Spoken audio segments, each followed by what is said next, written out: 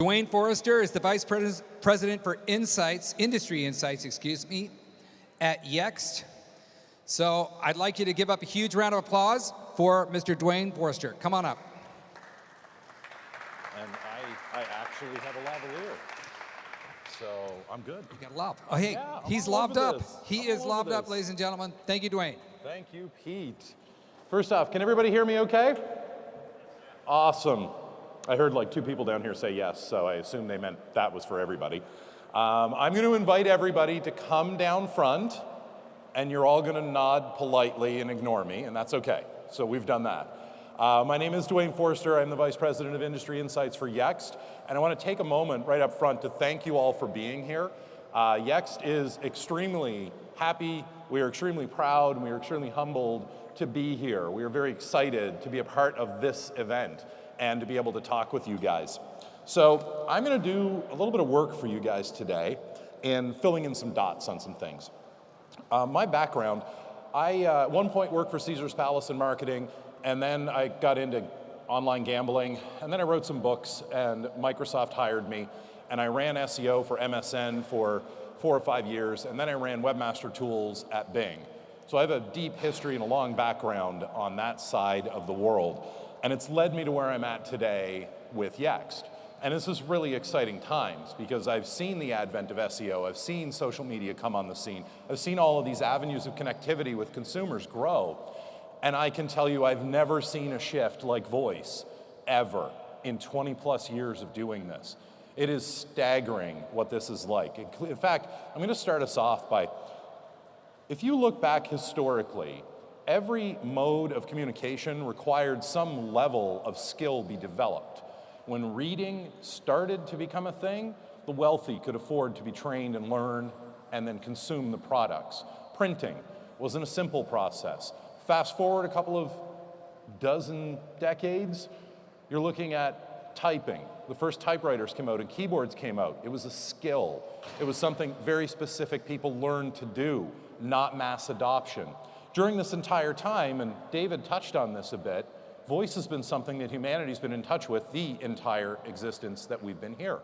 Vocalizing to create stories, to share messages and share information. So it's no real surprise to us that we've ended up right back where we started with voice being the big piece. So what I'm going to do is I'm going to walk through what a successful voice search program looks like for a business and talk about brand persona and how important this is. So I'm going to show you a photo of myself, and then we'll get right into these things. So I've talked a little about that human history and where we're at. And voice is something that we come into at a very young age with very little effort. It's difficult to learn to speak, and if you've ever tried to speak a different language, it's not an easy task. But humans are equipped to do it, and we learn relatively quickly. But voice remains that constant. It is something that some people can actually pick up on passively without a lot of actual involvement. Now, before we actually get into the deep details of all of this, I did do a little bit of expectation setting with you guys. So as we stand today, when you look across the ecosystem, if you're marketing products digitally today, you've got a number of different ways to touch consumers in this. One of those is paid. You can use paid social media, you can use paid search media, and so on. The fact is, as of today, right now, there is no paid search option in voice. So you've got to earn this. This isn't a scenario where a deep pocket makes it happen. If you jump to the front of the line in voice, there is only one answer, and you're it. And that's not necessarily a good consumer experience. So of course, the service providers are working on these things. As a result, nobody really has a definitive lead in this space today from a consumer engagement standpoint. Lots of folks are experimenting, lots of folks are trying new things, and they're learning a lot along the way. Ultimately, what it means is the only layer of sexy that we get in voice is the UI, is being able to talk to a device and have it answer me back, provided, of course, the answer is not, I'm sorry, I can't help you with that right now, because that's like decidedly less than sexy. The details behind it, though, are all fairly well known in the world of digital marketing. The how you do it, the nuts and bolts of it are out there. And I'm willing to bet that most of you are already working in these areas, but maybe you're struggling to prioritize which do you focus on first. Do you focus on being a secure website? Do you focus on your page load speeds because you know that matters to consumers? Do you focus on rolling out technical aspects like structured data so that these systems can understand the nuance of all of your content and products and services? And the answer to that is yes. No shortcuts today. You've got to do it all. This is an interesting stat, and I will apologize to our benefactors right now. I've taken this from Google, but the fact is 72% of people, probably a little bit higher right now, are using these devices on a daily basis. This is a profound shift that we're seeing. This isn't like the slow build that we saw with the adoption of smartphones a decade ago. This is happening exponentially and very fast. So by 2020, if you've seen this stat before, it was released in 2016. So they're saying now in about 2 years, 50% of all queries will be voice initiated. A lot of people want to refute this and say, nope, never going to happen. I personally believe in it. I have complete faith this is going to happen, and here's why. If you look at a service like Google, for example, they're supporting 18 categories, and as of May, have announced their Duplex product, which allows their system to actually make a call on behalf of a human being to a business to transact something. Their example was booking a haircut. That's a powerful step forward. And if you look at a company like Amazon, now the category split's a little bit different, so I consider their 22 categories to be roughly the same, but that's a lot of coverage, a lot of areas that are being taken care of on behalf of consumers. And what's really impressive are the integrations that companies like Amazon have with companies like Ford and Audi. You can buy a vehicle, comes embedded with Alexa already, drive off the dealership lot and have a conversation with Alexa. While David was doing his presentation, I linked my Nest thermostat to my Alexa Plus at home and then jacked the temperature up in the house on my wife just to see if she'll notice. I didn't do that, actually. I'm leaving her alone. It's all good. She's going to be happy back home. But I could. And we're on different sides of the continent. Now, what's really cool about this, little known announcement, a company called Lennar. You've probably never heard of them. Lennar builds houses. They don't just build houses, they build communities. So when you drive down a highway and you see like 100 new homes being built, that's a company like Lennar. And they're working with Amazon to build smart homes. So when you specify that you want your home built by Lennar, one of the questions they ask you is, would you like to have Alexa embedded in that home? That's going to become a selling feature for homes over the next 5 years, whether it has the assistant embedded in it or not. This is how into our lives all of these services are becoming. And you saw David go through some of this earlier. I'm just going to give you a quick recap on this, right, on like how a skill actually functions. It's pretty simple, right? You know, I live in California now, so of course asking where the nearest taco is vitally important in my daily routine, you know. So I ask it, where's the nearest taco? The device is going to go connect to the web.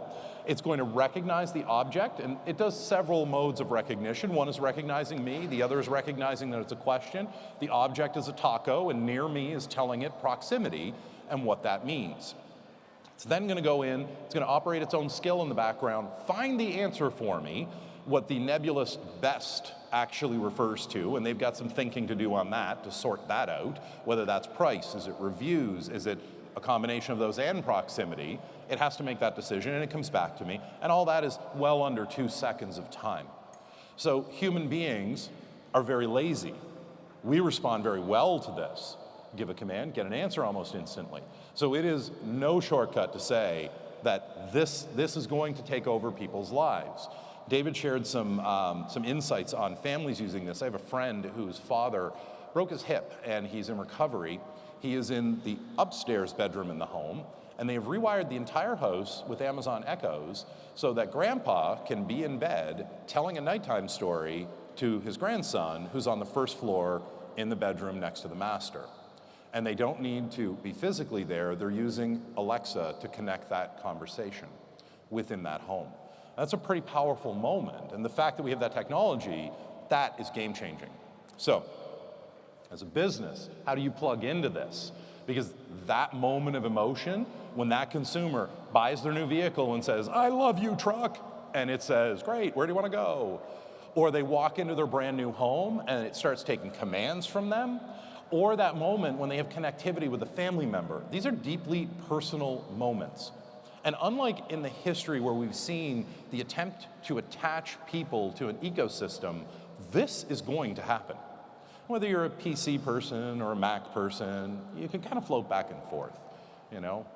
But when you're a voice person, you have expectations that are universal, all the way across it. You just need to know how to invoke, and then you expect to get your answer. And when that answer fails, you think the system sucks.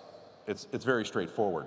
So as a business, let's take a quick run through some of the things that are really important for you to be successful attaching to consumers, and this is vital. At the end of this road, where we end up is a system called digital agents. Now, I'm going to pull from my past a little bit here. Bill Gates, about 5 years ago, wrote a paper on digital agents, and I encourage folks to go look it up, because it is a forward-looking view of the capabilities of where these systems will evolve. The ability to take an action on your behalf. So I will say, hey Alexa, I'd like to go on vacation in Denver, Colorado. After that, I don't need to do anything, because my assistant steps in, takes over all of the actions, books my hotel, my rental car, books my airline tickets, checks my calendar, tells me I need to book my vacation with work, takes care of all of the details of it, and then puts it on my calendar, sends me the receipt, and I'm ready to go on vacation. And that digital agent will also be the guardian of your lives as consumers. They will be the gatekeeper of all information, whether it comes to you or is deflected around you, will be happening at the whim of that digital agent. So businesses need to know how to position themselves today to be trustworthy with consumers in this environment, so when the digital agents show up, the consumers will tell them to trust you. Without that, you'll just be another email that doesn't get read, and that will be the end of that. A lot of businesses will struggle with this.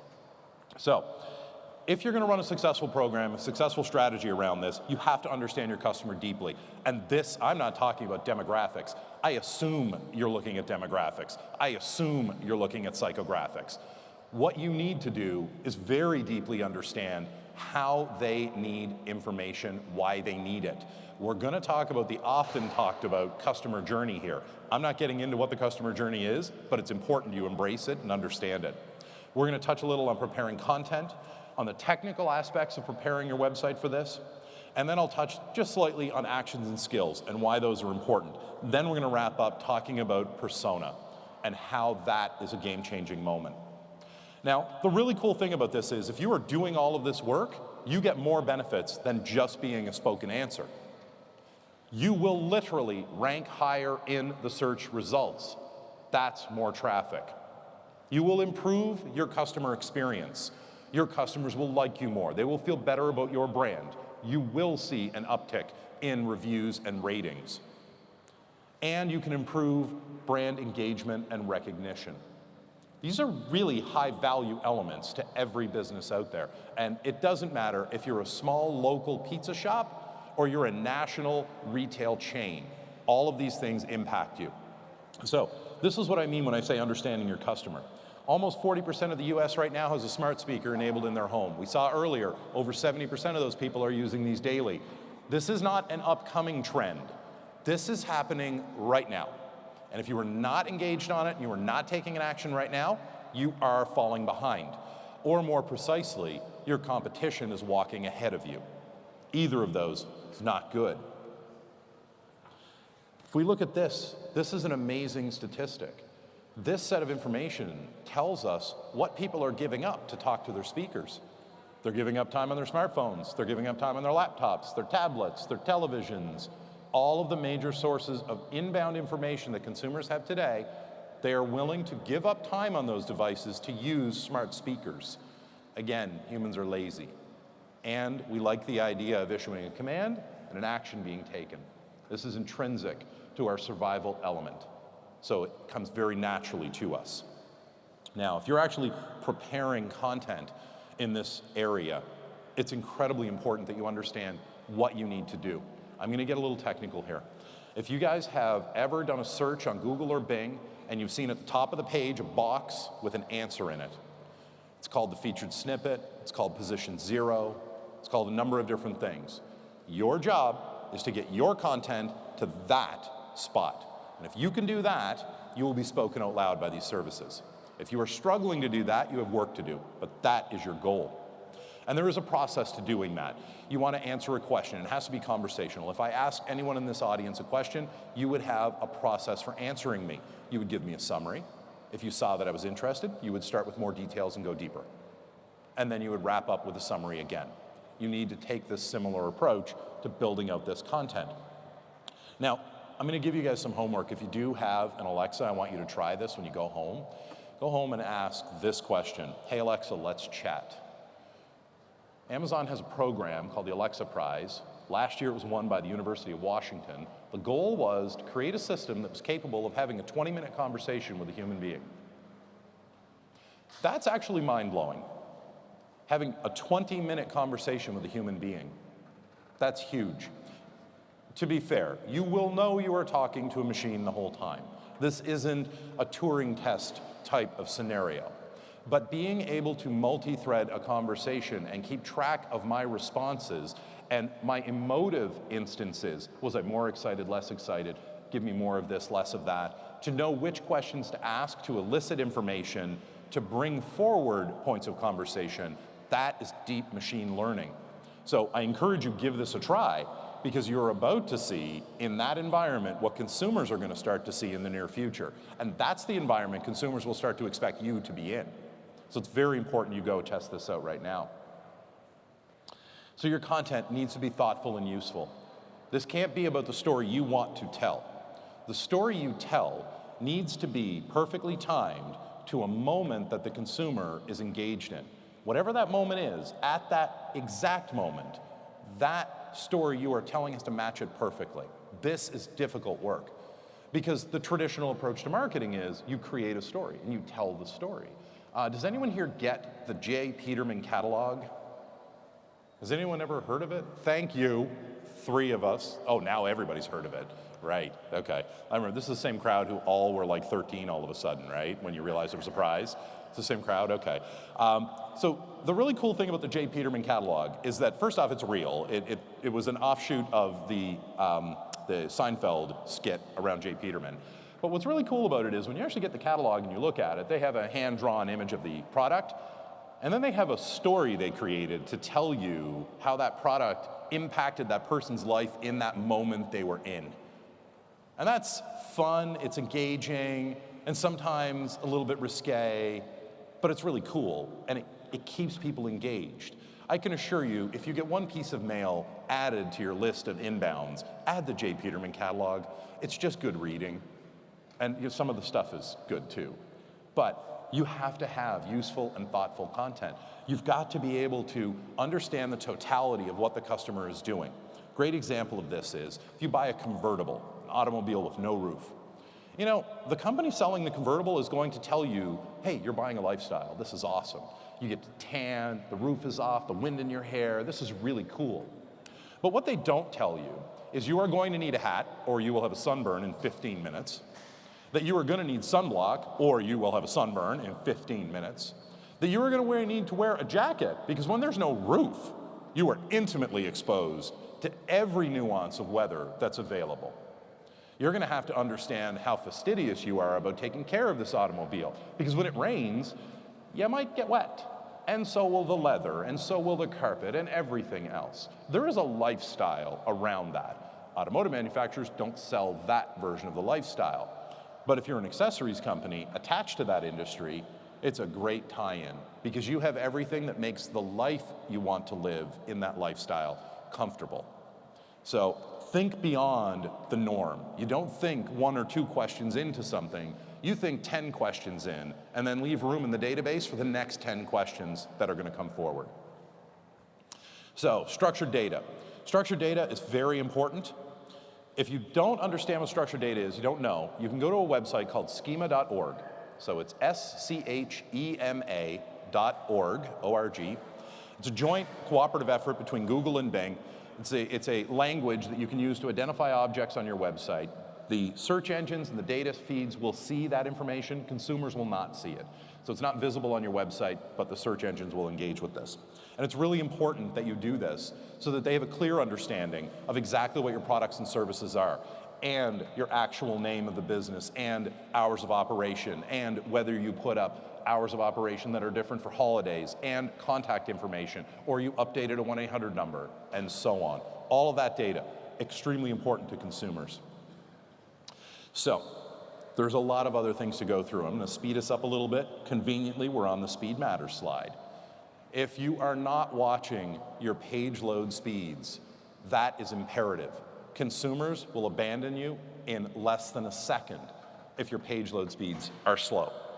And Google has tools to test this. Bing has tools to test this. There are free tools available on the web. Test your web pages. Test all of them, not a subset, but all of them. It's important you understand this and that you prioritize work to speed this engagement. We are in a mobile-first world. The expectation is that you are fast in mobile. If you are not, that hurts you on desktop search as well. So, not an option anymore today. Secure. If you've not gone secure, you need to go secure. We're starting to see that this matters. Google has talked about it, Bing has talked about it. It is something that matters to consumers. Right now, Chrome is the largest by market share browser that's out there, and if you try to navigate to a desktop website in Chrome that's not secure, Chrome will stop you and ask you if you want to continue to an insecure website. And what do you think that does to engagement rates for consumers? That is the kiss of death. So you have to cover this base. Along the way, you still have to do the usual stuff, which is your basic SEO, making sure that you are trustworthy and authoritative. So now we're looking at things like reviews and ratings and how people are actually thinking about you out loud, the conversations that are happening about you socially. Are you engaged with that? Or are you avoiding it because you don't want to get into the messy questions? Not really an option. The conversation is happening, you need to be there. It would be no different than if you all were talking about me and I found out about it. I'd want to know why. I would want to ask you why. I would want to engage with you. That's not really that critical for me as a human being, because I get to get on an airplane next week and I get to put a continent between us. So if you don't really like me, we can work it out, maybe. But if you don't like my business, that's a real problem. That is a problem directly for the business. So you want to do these things like connect your social media sites, the official pages, with your website. Make sure that consumers are being heard and are being engaged with. Because oftentimes, being seen to attempt to solve a problem is as powerful as solving the actual problem. That makes a difference. Consumers today are more likely to look for reviews and ratings online than they are to ask family and friends for references. So you don't have the opportunity to tell two people who told two people, and they're all friendly and they're supportive. People are telling people every single day, and it's reviews and ratings. So we created this checklist. It's fairly simple. These are the conversations that you want to be talking about. What I'm going to call out on this is a little box there, what the systems are listening for. And this actually came from documentation, again from Google. It was leaked out. It was the Voice Raiders Guidebook. Now, we're not supposed to see these things in the wild, but sometimes employees will leak these documentations out. They are internal training documents, and folks in my industry, in the SEO industry, love to get a hold of these things because we can kind of reverse engineer some of the thinking behind it. And when it comes to voice, one of the critical aspects of this is they have humans listening to the answers to understand if those answers are good answers, if they're the right answers, if they fit. So they're looking for things like information satisfaction. If I ask a complex question, do I get an answer that is befitting a complex question? If I ask you how to tie a tie, and you tell me put a knot in it, while technically true, probably not the best and most useful answer to give someone.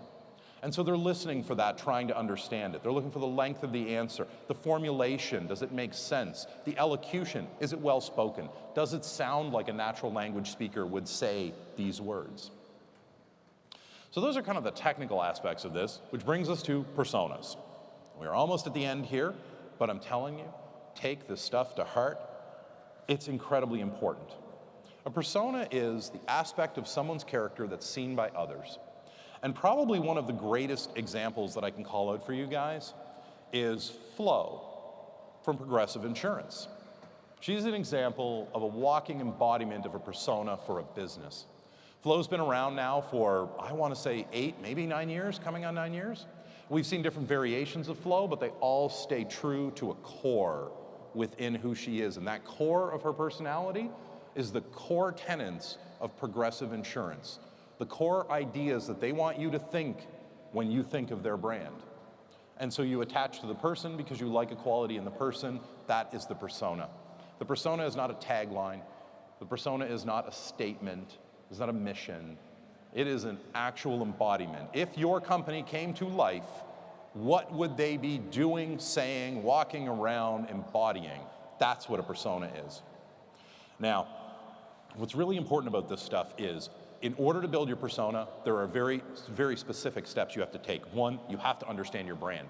And your brand, you may think you understand it, but ask yourself this: what actions has your brand taken over the last 10 years that are publicly visible? Because the aggregate of all of those actions, that is helping you understand your brand. If you are not on message, if you say you are philanthropic, and your company has not donated to a philanthropic organization in the last 3 years, you are not a philanthropic company. And if you claim that and put that in that persona, consumers will rip you apart.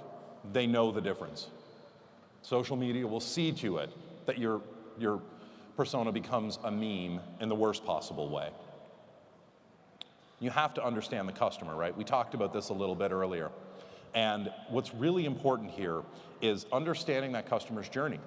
So this is about understanding your product and service thoroughly to understand how it plugs into the life of the consumer of that product or service, to then expand in all aspects of their life where that moment fits. If you can identify that, you will be able to plug in much easier how you are the benefit to them and why you matter at these moments.